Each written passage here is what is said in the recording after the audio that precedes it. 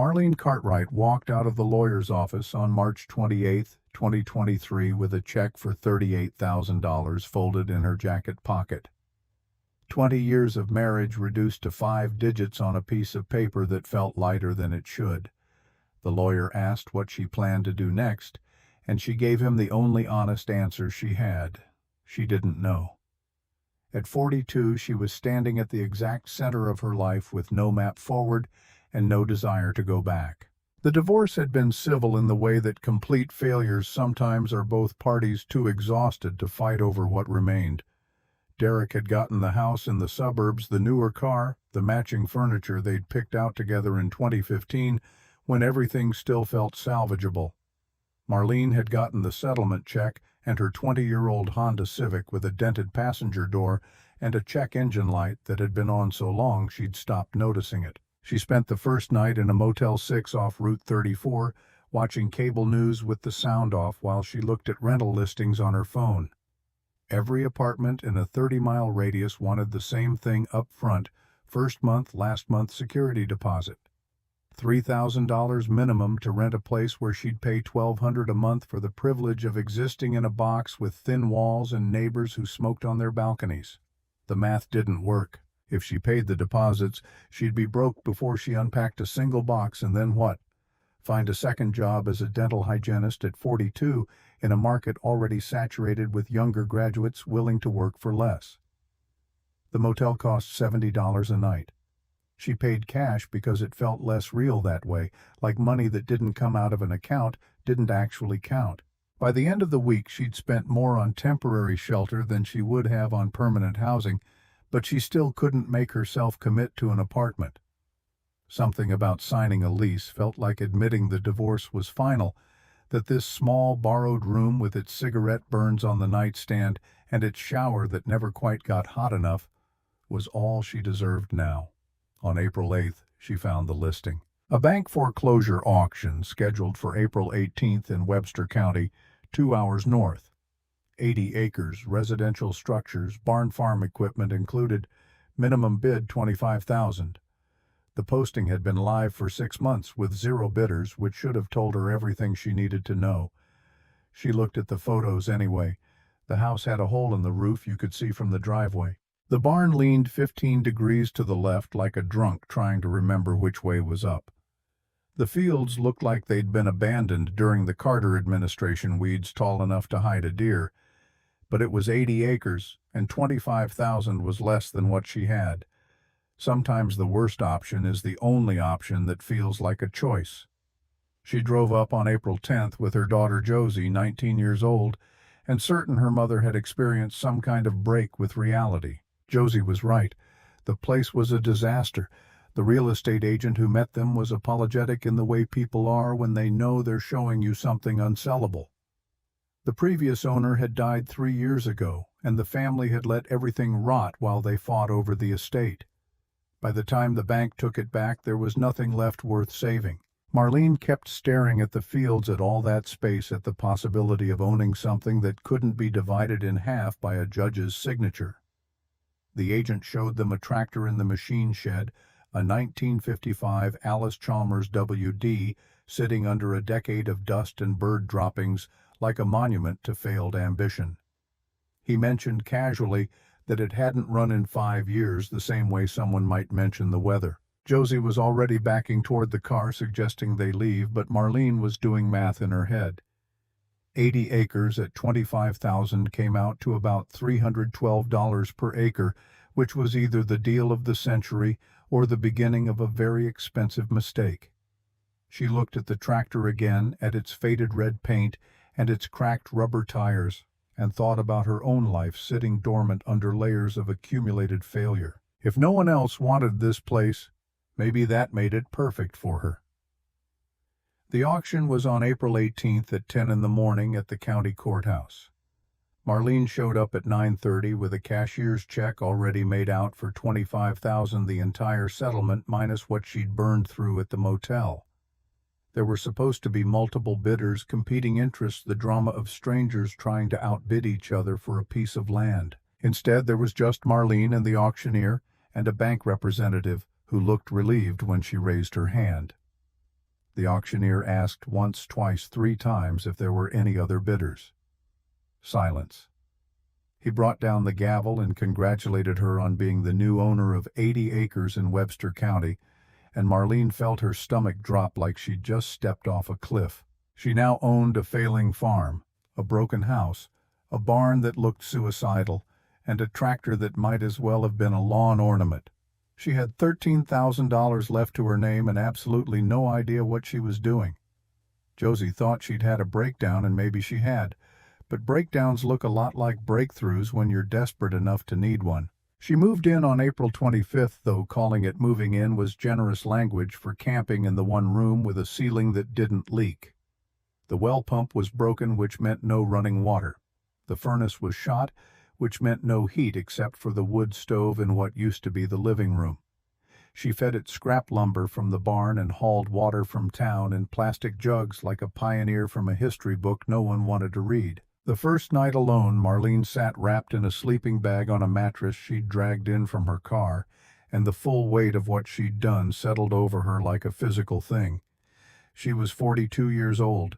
She'd spent 2 decades as a dental hygienist, scraping plaque off other people's teeth. She knew nothing about farming, nothing about fixing old houses, nothing about making something out of nothing. The walls creaked in the wind, and somewhere in the darkness, an animal made a sound she couldn't identify, and she started crying. She cried for 20 minutes quietly, the kind of crying you do when there's no one around to witness it, and therefore no reason to hold back. Then she stopped. She wiped her face on the sleeping bag and got up and started making a list of what needed to be fixed first. Crying didn't solve anything. Work might. On April 29th, she drove into town to the Ace Hardware on Main Street. The clerk was a man in his 50s with a belt buckle the size of a fist and opinions he delivered without being asked. She needed a replacement pressure switch for the well pump, and she was trying to explain what was wrong when he interrupted her. "You bought the old Weaver place?" His voice carried across the store. "Lady, that's a money pit. You should flip it fast before you lose everything." The other customers turned to look. Marlene felt her face get hot, but she kept her voice level. She just needed the pressure switch. The clerk shook his head like she was a child making poor choices and rang her up for $40, while explaining that she was throwing good money after bad. She paid cash and left without responding because there was nothing to say that would change his mind. On May 3rd, she went to the county assessor's office to pay the property taxes. The clerk was a woman about her own age who processed the payment and then said loud enough for others in line to hear, "Farming at your age with no experience? This'll end badly." Marlene signed the receipt and walked out. And in the parking lot, she sat in her car for 10 minutes trying to convince herself that strangers' opinions didn't matter. They didn't, but they still hurt. On May 10th, Josie came to visit with her boyfriend Garrett, a 20-year-old mechanic with calloused hands and a quiet way of moving through the world. They were trying to be supportive, but Garrett's father ran the local ag supply store, and he'd told his son to warn Marlene. "Your mom's in over her head. Farm auctions are full of people like her. Tell her to cut her losses." Garrett delivered the message reluctantly, and Marlene thanked him for his honesty and went back to work on the house. She didn't defend herself because defending yourself to people who've already made up their minds is just another way of losing. The tractor sat in the machine shed like evidence of every bad decision she'd ever made. Garrett had offered to help fix it reluctantly, and they'd spent the first weekend in May changing the oil, which came out black and thick as tar. The second weekend, they cleaned the carburetor, which was clogged with debris that looked like it had been there since before Marlene was born. The third weekend, they replaced the spark plugs and charged the battery. And Garrett kept explaining everything without condescension, without making her feel stupid, which was refreshing after 20 years of marriage to a man who explained things like she was slow. On May 18th, after the fourth failed attempt to start the engine, Marlene stood in the shed with grease under her fingernails and despair settling in her chest. "This is pointless." Her voice came out flat. "It's been dead 5 years. What makes us think we can fix it?" Garrett was cleaning a wrench with a rag, and he didn't look up. My grandpa always said if you respect the work respects you back. Keep trying. Marlene wanted to argue, but she was too tired. She went back to the house and made instant coffee on the hot plate she'd set up in the kitchen and watched the sun go down over fields she owned but didn't know how to use. Maybe everyone was right. Maybe this was a mistake. Maybe she should sell while she still could and find an apartment and a job and go back to being the kind of person who fit into the world the way it was instead of trying to build something new. But she didn't sell. She went back out the next weekend and the weekend after that, and on May 25th, Garrett turned the key and Marlene held her breath. The engine cranked, coughed, died. He tried again. It cranked, coughed, caught. The tractor started running rough and loud and smoking like it was angry about being woken up but running. Marlene stood in the machine shed and she didn't cry. She just stood there in complete silence for a full minute listening to the engine settle into its rhythm. If this broken thing could work again after 5 years of sitting dead after everyone had given up on it, maybe she could too. The thought hit her sideways, and she had to sit down on an overturned bucket because her legs weren't reliable anymore. Garrett was grinning.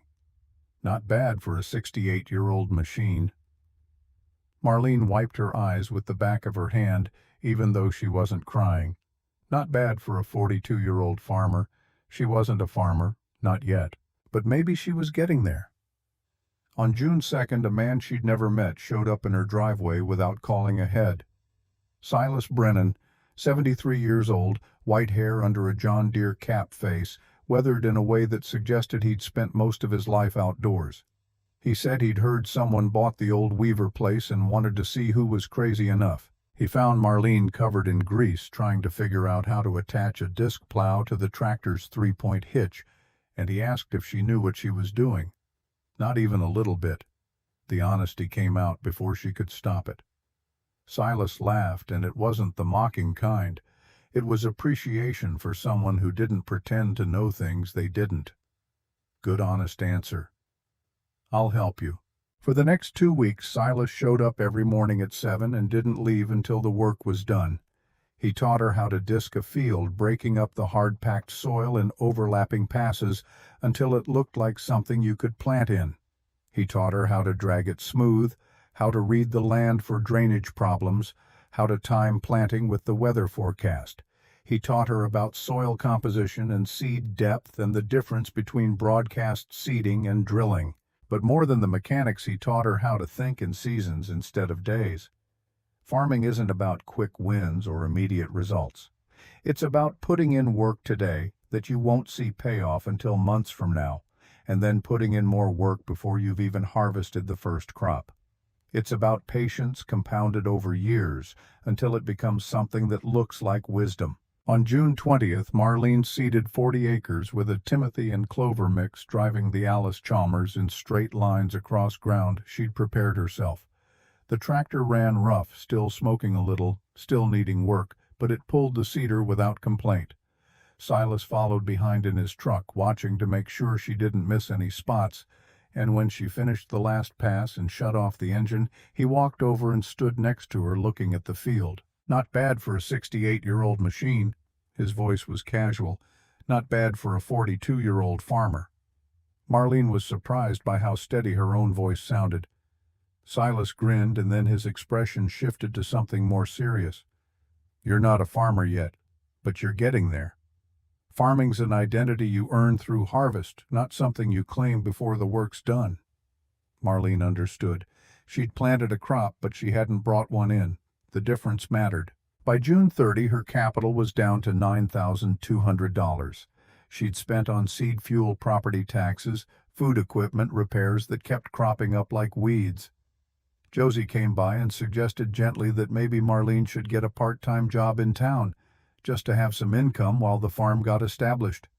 It was probably the smart move, the practical move, the thing a responsible adult would do. But Marlene didn't want to leave what she was building. Not now, when she was just starting to understand what it might become. The problem was that the money was running out faster than the crops were growing, and there was no guarantee that the hay would sell for enough to matter. Silas had projected maybe 2,000 if the crop came in good. 2,000 wouldn't save her, but it was something. Maybe. She sat on the porch that evening after Josie left, watching the sun set over 40 acres of seeded ground that might or might not produce anything worth harvesting, and she let herself feel the full weight of the gamble she'd made. Every dollar she spent on keeping the farm running was a dollar she couldn't spend on survival. But if she didn't invest in the farm, she'd never generate the income she needed to survive. It was a mathematical paradox that had swallowed better business owners than her, and she was walking the edge of it with less than $10,000 between her and complete failure. Silas stopped by the next morning without being asked, found her sitting in the same spot, and seemed to understand without her having to explain. He poured himself coffee from the pot she'd made on the hot plate and sat down on the steps next to her. "You thinking about quitting?" She didn't answer right away. "Maybe. Quitting's easy." His voice was matter-of-fact. "Costs nothing. Staying is hard, takes everything you've got and then asks for more. But hard is what makes it worth something. Your choice." Marlene looked out at the fields. The hay was starting to come up, tiny green shoots barely visible against the dark soil. In a few weeks it would be ankle-high, in a few months ready to cut. If she quit now, someone else would harvest what she'd planted. Someone else would reap what she'd sown. The metaphor was too obvious to ignore. "I'm not quitting." The words surprised her how certain they sounded. Silas nodded like he'd expected that answer. "Good, because this land'll take care of you if you take care of it. But you gotta put in invisible work nobody sees. That's what separates farmers from people playing farmer." Marlene thought about the soil testing she'd been doing on her own. The chart she was keeping of rainfall and temperature, the maintenance logs for the tractor that Garrett had suggested she start. Nobody would ever see those things. Nobody would ever know how many hours she'd spent learning what nitrogen levels meant or how to adjust carburetor mixture for altitude. But the work mattered anyway, even if it was invisible. Maybe especially because it was invisible. Work done right for its own sake, because it needed doing. That night she wrote in a notebook she'd started keeping just to have a record of what she was attempting. June 30, 2023. $9,200 left. 40 acres seeded. Tractor running. House livable. Not giving up. She underlined the last 3 words twice, like that would make them more true. The next morning she started building a roadside stand at the end of her driveway using scrap lumber from the barn. She'd planted a vegetable garden in May when Silas had suggested it, just a 1/4 acre of tomatoes and cucumbers and squash and beans, and some of it was starting to come in. If the hay wouldn't be ready until August, she needed income before then. A roadside stand wasn't much, but it was something she could control. Josie helped her build it over the 4th of July weekend, and Garrett made a sign that read Cartwright Farm in neat block letters. Not the Weaver place, not the foreclosure property, not the mistake everyone said she was making. Hers. The act of naming something is an act of ownership, and ownership is the antidote to loss. On July 6th, she opened the stand with 3 dozen tomatoes, 2 bushels of cucumbers, and a handwritten price list. She sat in a lawn chair next to it for 4 hours and sold $43 worth of vegetables to people driving by. It wasn't much. It wasn't even minimum wage for her time. But it was income she'd created from dirt and seeds and work, and that meant something the dental hygiene job had never meant. By the end of July, the stand was pulling in about $180 a week. People would stop and ask how long she'd been farming, and she'd tell them the truth. 3 months. They were always surprised. "You're doing well for a beginner." She'd smile and say she had good teachers, which was true, and they'd buy an extra pound of tomatoes like they were rooting for her, which maybe they were. Silas stopped by most days, ostensibly to check on the hay, but really to drink coffee on her porch and answer the questions that kept cropping up faster than she could solve them. He told her about his wife, who'd died 3 years ago before Marlene had even arrived. He said he missed having someone to teach. "You remind me of her. She didn't know farming either when we married. Learned it. Became better at it than me eventually. Marlene doubted she'd ever be that good. "You will." Silas's voice was certain. "You've got the most important thing." "What's that?" "You don't quit." He said it like it was the simplest truth in the world. Character isn't complicated. It's just the decision to continue when stopping would be easier. You repeat that decision every day until it becomes who you are. Marlene thought about that for a long time after he left. She thought about it while she weeded the vegetable garden in the heat of late afternoon. She thought about it while she lay in bed at night listening to the house settle and the distant sound of coyotes in the fields. She thought about it when she woke up at 5:30 every morning sore and tired and broke and made herself get up anyway because the work wouldn't do itself. The hay kept growing, the vegetables kept selling, the tractor kept running, and Marlene kept not quitting, which turned out to be the only skill that really mattered. The first cutting came on August 8th. Silas brought his equipment at dawn, a tractor pulling a mower conditioner that cut the hay and crimped the stems so they'd dry faster. Marlene followed him across the field in the Alice Chalmers, learning by watching, and the smell of fresh-cut grass filled the air with something that felt like promise. They let it dry for 3 days, turned it twice with the rake, and on August 12th they baled. 320 bales. Silas stood at the edge of the field as the sun dropped toward the horizon and pronounced it good for first-year seeding on new ground. They stacked them in the barn Marlene had been afraid might collapse, and it held. Everything was holding now. The farm, the tractor, her. On August 15th, Silas bought 100 bales at $6 each. $600. Marlene took the check to the bank in town and deposited it, then sat in her car in the parking lot for 10 minutes in complete silence. This was the first money she'd earned from her own land, her own labor, something she'd created from nothing but dirt and determination and help from a neighbor who hadn't been obligated to care. The amount didn't matter. The source did. Josie came by that evening and found her mother standing in the field where the hay had been, just looking at the stubble left behind. "Mom, you did it." Her voice carried across the evening quiet. "You actually farmed." Marlene tried to downplay it, make it smaller than it was, but Josie wouldn't let her. "No, really. You planted a crop. You harvested it. You sold it. That's farming. Not playing at it, not pretending. Actually doing it." The words settled into Marlene like something she'd been waiting to hear without knowing it. She'd crossed some invisible line from attempting to doing, and the difference between those two states was smaller than most people thought, but large enough to determine everything. By late August, the vegetable stand was pulling in 200 a week, sometimes more when the tomatoes were particularly good. Customers started asking for eggs, which she didn't have yet, but filed away as something to consider. The money was adding up in small increments that wouldn't save her but might sustain her, and there was power in that distinction. On September 17th, Marlene went to the Methodist Church potluck because Silas had suggested it might be good to meet more neighbors.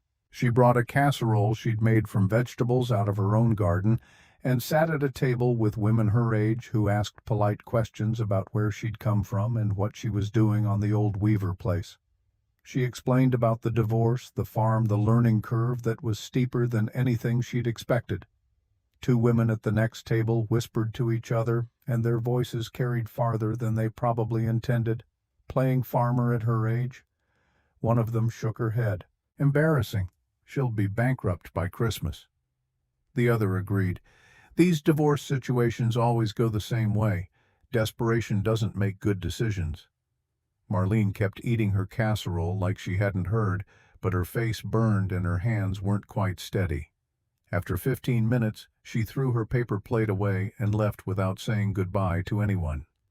In the parking lot, she sat behind the wheel and stared at the dashboard until the urge to cry passed. Strangers' opinions shouldn't matter. She knew that. But they still landed like physical blows, especially when they confirmed the fears she was working so hard to prove wrong. On September 28th, Derek showed up without calling first. Marlene was in the machine shed changing the oil on the Alice Chalmers when she heard a car in the driveway and looked up to see her ex-husband standing there like he'd materialized from a different dimension. He wore khakis and a polo shirt that looked too clean for the farm, and he was staring at everything with an expression she couldn't quite read.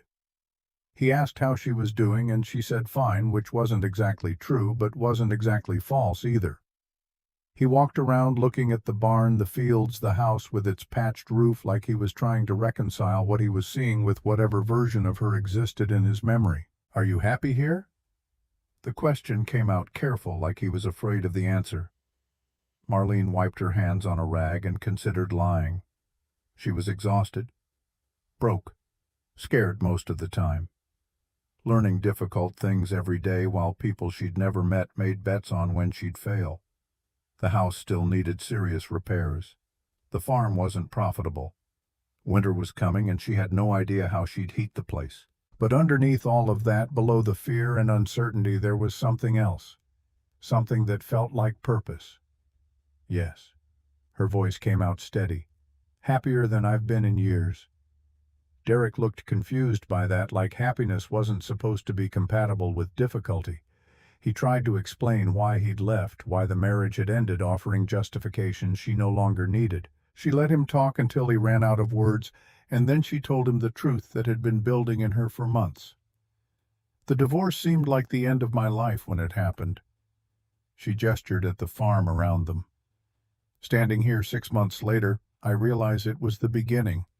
Sometimes the worst thing that happens is also the best thing. Not because the pain wasn't real, but because it forced me toward a version of myself I never would have discovered otherwise." Derek didn't understand. She could see it in his face. He tried to explain further to make her see that he'd made a mistake leaving, that maybe they could try again. But Marlene felt only a distant kindness toward him now, the way you feel toward someone you used to know well, but have since outgrown. "I hope you find what makes you happy."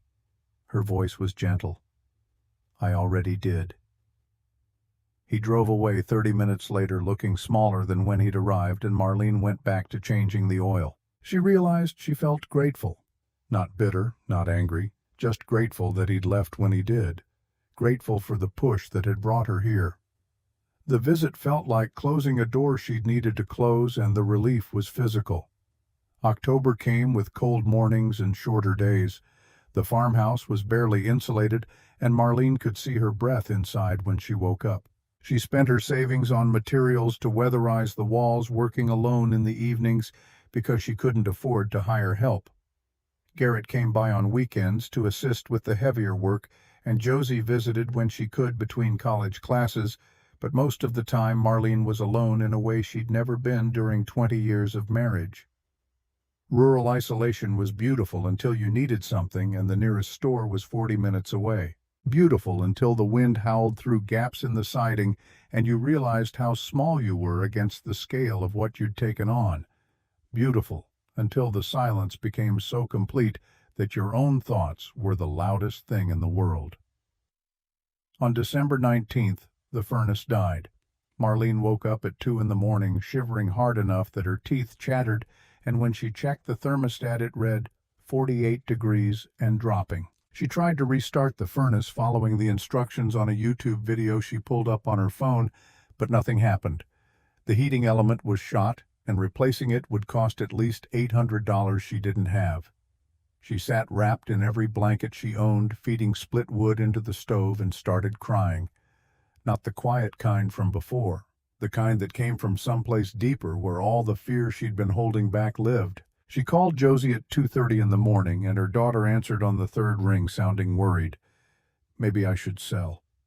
The words came out broken. Maybe everyone was right. Maybe this is too much. Josie was quiet for a long moment, and Marlene could hear her breathing on the other end of the line. "Do you want to? Or are you just tired?" The question cut through everything. Marlene had to think about it. "I'm tired." "Then rest." Josie's voice was gentle. "Don't quit. There's a difference." Marlene hung up and sat in the dark feeding the fire, and she didn't sell. She bought a space heater the next day for $60 at Walmart and ran it off an extension cord while she saved up for the furnace repair. She wore thermal underwear under her clothes and slept in a sleeping bag rated for 20 below. She survived the winter the way people had survived winters before central heating existed, and it was hard, but it was survivable, and maybe that was the point. Spring came eventually. It always did. On March 28th, 2024, exactly 1 year after the divorce, Marlene stood in the same field she'd seeded the previous June and decided to plant all 80 acres this time. Double the commitment, double the risk, double the potential payoff. Garrett suggested adding chickens for eggs, and Marlene liked the idea of diversifying beyond just crops. On April 5th, she bought 20 pullets from a hatchery young birds that would start laying in a few months. Silas helped her repair an old chicken coop that had been rotting behind the barn, teaching her about predator proofing and ventilation and the surprising complexity of keeping birds alive. "You're not just a crop farmer anymore." Silas watched her nail wire mesh over the coop windows. "You're diversifying. That's smart." "Is it smart or desperate for more income?" Marlene hammered in another nail. Silas laughed. "Probably both. That's farming." By May, the pullets were settling into the coop, and Marlene had seeded the entire 80 acres with the same hay mix she'd used the year before.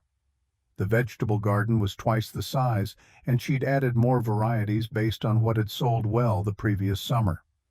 The Alice Chalmers was running better than ever, and the farm was starting to look less like a disaster and more like an operation.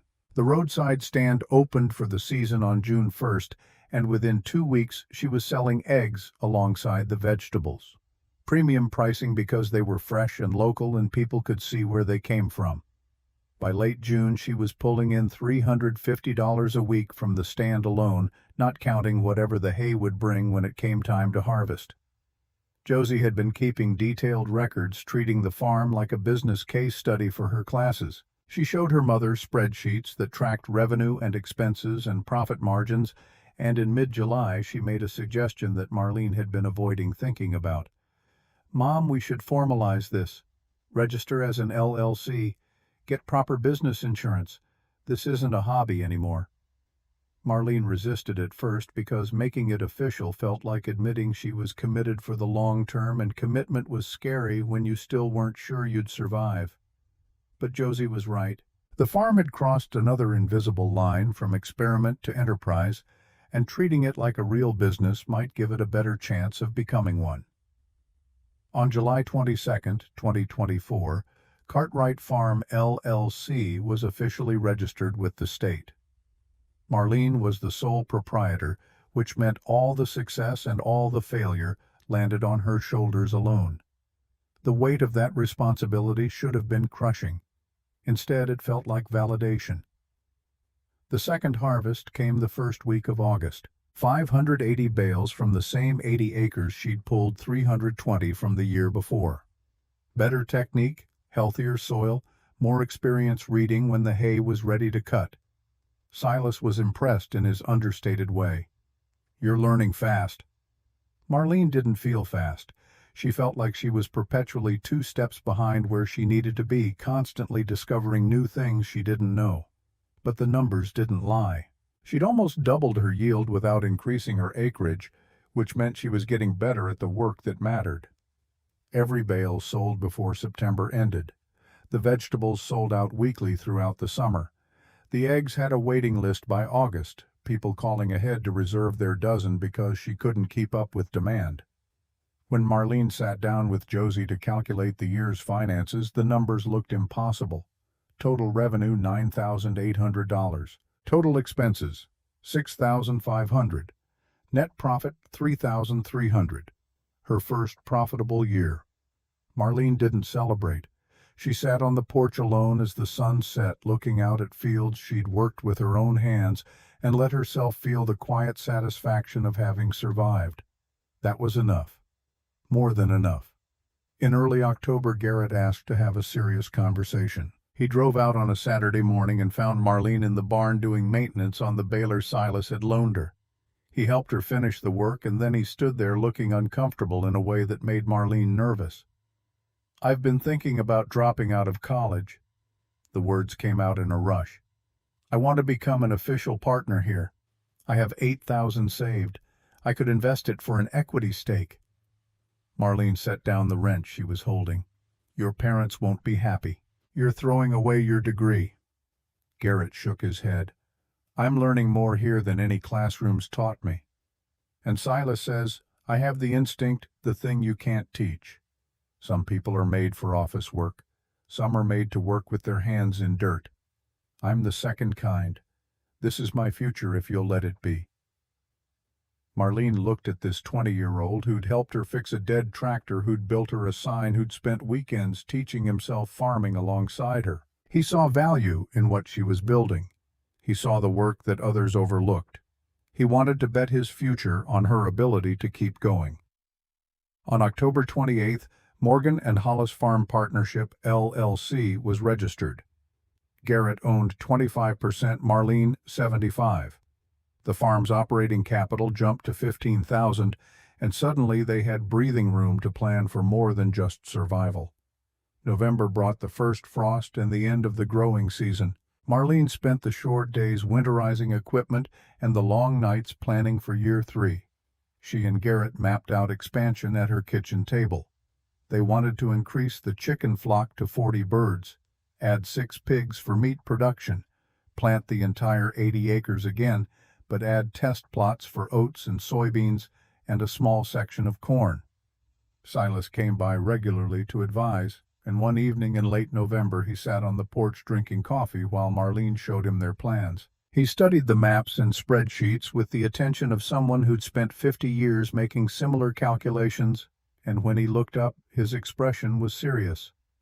You're not playing anymore. This is a real operation now. Marlene felt the weight of those words.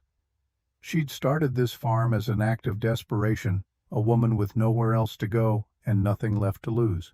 Somewhere along the way it had become something else, something that might outlast her, something worth building intentionally instead of just surviving day by day. December was planning and preparation. Garrett researched pig breeds and fencing requirements. Marlene ordered seeds for the spring planting. Josie worked on financial projections for year 3. The farm had momentum now, and the trick was maintaining it through winter when everything went dormant, and the only progress was what you couldn't see yet. On December 31st, Marlene wrote in her journal for the first time in months. She'd kept sporadic entries throughout the year, mostly just dates and numbers and brief notes about weather or equipment problems. But tonight she wrote something different. Year 2 ending. Farm profitable. Partnership formed. Community building. Still scared most days, but scared of different things now. Not scared of failing, scared of succeeding and then losing it. Scared of getting comfortable and forgetting how hard this was to build. Learning that rebuilding takes longer than breaking. That patience compounds. That you can discover capacities you didn't know you had if desperation forces you to look. She closed the notebook and looked out at the dark fields. The farm had taught her something the divorce never could. That broken things could work again if someone cared enough to do the repair work nobody sees. That old doesn't mean useless. That starting over at 42 wasn't the end of anything. It was just the beginning of something different.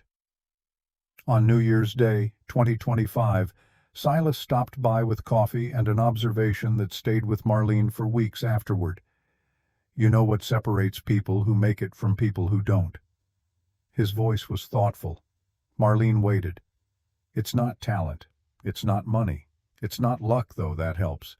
It's the ability to keep going when everything in you wants to stop. Most people quit the moment it gets hard. You don't. That's rarer than you think. Marlene thought about all the moments she'd wanted to quit. The night the furnace died. The morning at the hardware store when the clerk called her stupid in front of strangers. The church potluck where women whispered about her inevitable failure. The silence of December evenings alone in a house that still wasn't warm enough. She'd wanted to quit dozens of times, hundreds maybe. But wanting to quit and actually quitting were different things, separated by a choice you made every morning when you got up and put your boots on and went to work despite the fear. That night, Marlene walked out to the machine shed and stood next to the Alice Chalmers in the dark. She thought about the first time she'd seen this tractor covered in